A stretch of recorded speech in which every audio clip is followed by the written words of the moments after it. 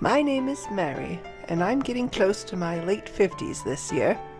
I have 2 children. My elder son has become a working adult and is planning to get married to his girlfriend soon. My eldest daughter is currently a college student, and though she seems to be working hard every day, she appears to be thoroughly enjoying her university life. With my children growing up, I've almost finished my duties as a mother, and being a former nurse, I'm considering returning to the caregiving profession. One day, I got the shocking news that my father-in-law, Bob, had suffered a stroke. I received a call from my husband, John, and rushed to the hospital where Bob was admitted. Bob has always been a very earnest man, gentle, and has been very kind to me, his daughter-in-law. However, I have been worried because he hasn't been in good spirits since his wife, Alice, passed away 3 years ago. I occasionally visited his house to check on him and noticed a clear lack of energy, so we had been frequently inviting him out with the kids. Amidst this, when I had just begun to notice a return of vitality to Bob, the news of his stroke filled me with unease. When I arrived at the hospital, Bob's daughter and her husband were there, engaged in some conversation. "Sorry I'm late. How's Bob doing?" I asked, catching my breath as I approached John's sister, Isabella. Isabella sighed in irritation when she noticed me and said, "You're late. We have somewhere to be, so can you take it from here?" With that, she left briskly. Isabella has always seemed indifferent to Bob, often treating him coldly. Not only Bob, but she was the same with Alice when she was alive. Bob and Alice were such kind people, and they never said anything to her. But I think that's what made her what she is now. For now, I paced around the waiting area nervously while Bob was presumably in surgery. In the meantime, John arrived at the hospital. "Mary, how's Dad?" John was obviously worried. Sweat dripped from his forehead and his dress shirt was soaked with perspiration. When I shook my head, John dropped the bags he was carrying, his face pale. No way." I quickly corrected him. "No, he's still in surgery. We don't know yet." John seemed to relax a bit, picking up his fallen bags and sinking into a chair. "Should we prepare ourselves?" I rushed over to John, who looked on the verge of tears, and put my hand on his back. "No, it's going to be okay." I felt helpless, not being able to say anything else, but I couldn't think of anything else to say. A few hours later, the surgery ended, and we were told by the doctor to come into a small room for an explanation. "The surgery was successful. However, he will most likely have some lasting effects." In other words, we were told Bob would need care. While I do hope for Bob's wellness, if it comes to providing care, this also involves Isabella and her husband. John and I decided to call Isabella to discuss this. As a result, we agreed to talk things out and arranged a meeting at Bob's house while he was still in the hospital. "I'm not going to look after him," Isabella announced as soon as the discussion started, shocking John and me. "Wait, if you're not going to, what are we supposed to do?" "I don't care. You two can take care of him," my sister-in-law Isabella said, idly fiddling with her neatly decorated nails that were done somewhere. Her husband, Tom, nodded in agreement. "What about a nursing home?" "What on earth are you talking about? I don't intend to waste money." This is what happens whenever I step in. Isabella glares at me with a look of the devil on her face. It feels like I'm not allowed to voice an opinion, so I shut my mouth. "If he can't go to a facility, and you girls won't look after him, then what are we going to do?"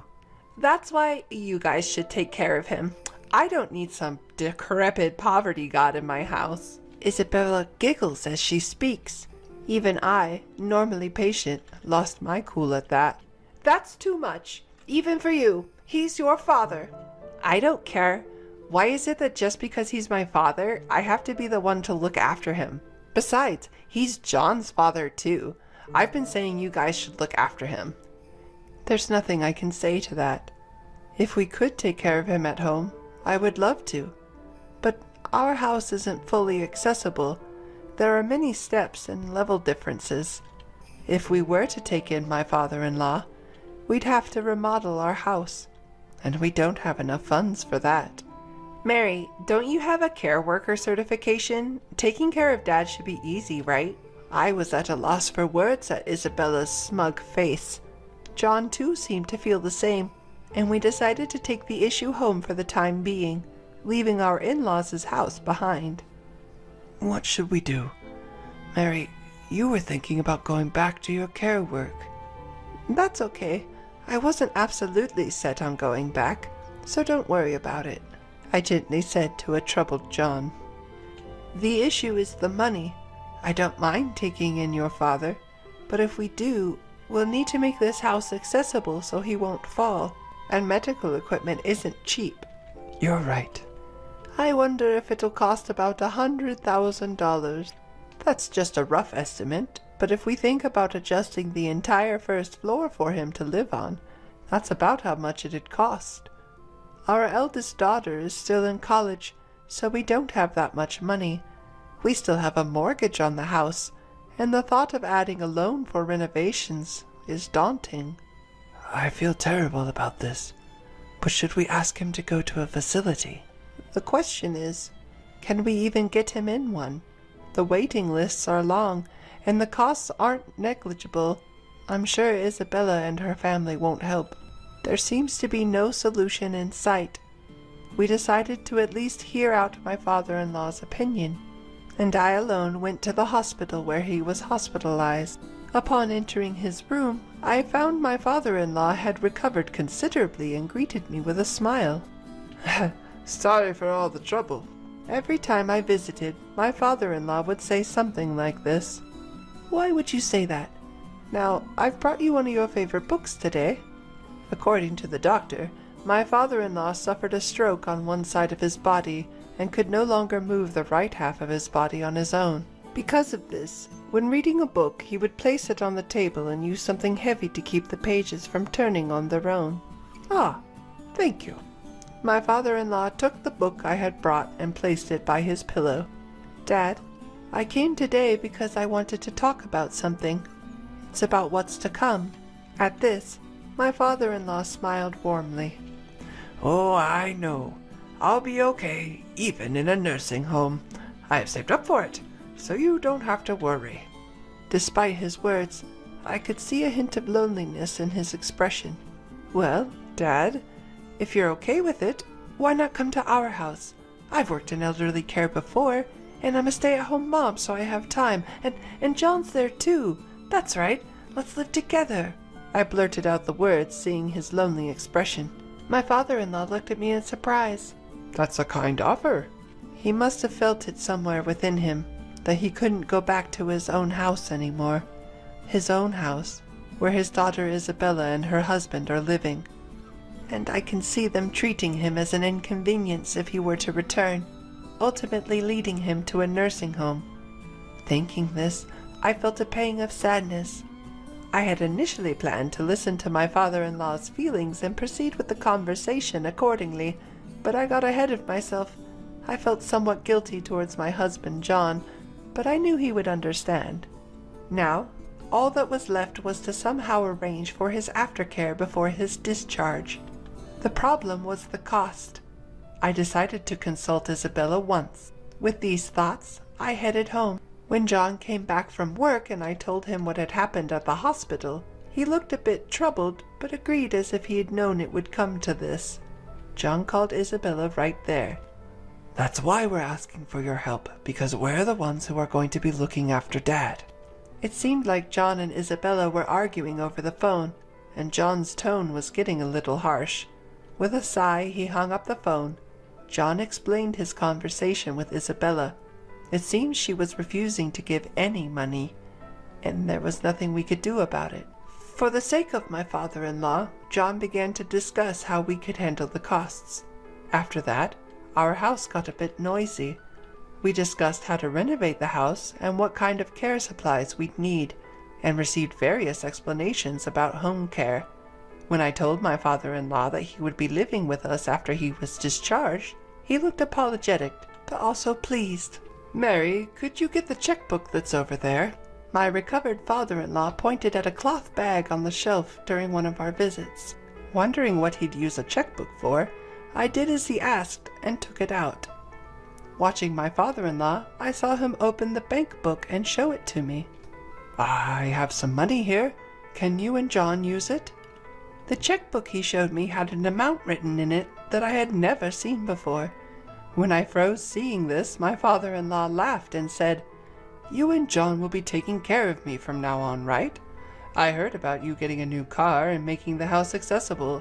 Would $10 million be enough for that?" $10 million? I hadn't counted the zeros, but I was shocked at the number of $10 million. I had no idea why my father-in-law had saved so much money, but apparently after my mother-in-law passed away, he didn't feel like doing anything and decided to venture into the investments he had been studying for a while. It seems to have worked out better than expected, and his savings began to accumulate quickly. He was not a big spender, so he only kept on saving. However, even if he wanted to remodel the house or buy a new car, it shouldn't cost that much. I handed his bank book back to him and said, I can't accept this much. Please use this for yourself." He, in turn, offered the bank book back to me, saying, "I can't use all this money. I would rather give it back to you and your family, who are willing to take care of me." Stuck with the predicament of the returned bank book again, I refused. "Still, I can't accept so much." My father-in-law, after contemplating for a while with a troubled look, proposed, "What about $1 million?" Seeing no end to this, I managed to persuade him to agree to a reduced sum of $100,000. He still seemed dissatisfied, but for the moment that was good. As such an exchange was going on, "I'm here!" Isabella appeared out of nowhere. With the entrance of Isabella, who was oblivious to money matters, I hurriedly shoved my father-in-law's bank book back into its original place. Seeing this, my sister-in-law Isabella frowned and asked, "What's going on?" with a hint of worry in her voice. I was relieved that she hadn't heard our previous conversation. Isabella had come to bring some clothes for our father. After chatting for a bit, we both left the hospital room, but on our way home, Isabella suddenly said that she had something to discuss and suggested we stop by a coffee shop. Her talks have never been about anything good in the past, so I assumed this wouldn't be any different. I reluctantly agreed, but it turned out to be a mistake. "I will take care of Dad." "What?" At the sudden proposal, I was taken aback. Despite her words, we're already in the middle of preparations to accommodate my father-in-law, even starting renovations on the house. I couldn't help but wonder why she would suddenly propose such a thing. "So, you don't have to visit the hospital from tomorrow?" "No, visiting has nothing to do with it. There's no rule stating that only the caretaker should visit, so why would she say such a thing?" Although I had doubts about Isabella's statement, I suggested we discuss it at another time and left the cafe. When I told my husband John about this at home, he pondered over it and suddenly seemed to connect the dots. "She must have overheard about the savings." Although I had a hunch about it, it seems that was the case. John said, "Otherwise, there's no way she would accept the caretaking, especially considering she was so opposed to it until recently." I had vaguely suspected that she had found out about the money and was trying to curry favor to inherit all of it. She might even come up with some excuse to start spending it. "But what should we do?" I asked. "I have an idea. Let's let her take a shot," said John, with a sly grin on his face, indicating he was up to something. Feeling uneasy about his plan, I decided to keep quiet and follow Isabella's request for now. I had conveyed to my father-in-law that he wouldn't need to worry about money and that his daughter Isabella would be providing care. His response was ambiguous, a vague expression not quite affirming or denying his understanding, and with that, the conversation ended. Afterward, He was safely discharged from the hospital and returned to his family home in Nebraska where Isabella resided. When my father-in-law was discharged, I had the chance to inspect the family home. The state of the house was unclear. There was no renovation, and it was questionable whether there were enough caregiving supplies. I doubted if real caregiving could happen in such conditions. However, this was Isabella's choice. I felt it was not my place to comment, so I decided to keep quiet. 2 months later, I got a call from Isabella. "Mary, I can't do this anymore. Please come over right now." She sounded frantic over the phone, so I responded and hurried over to the house in Nebraska.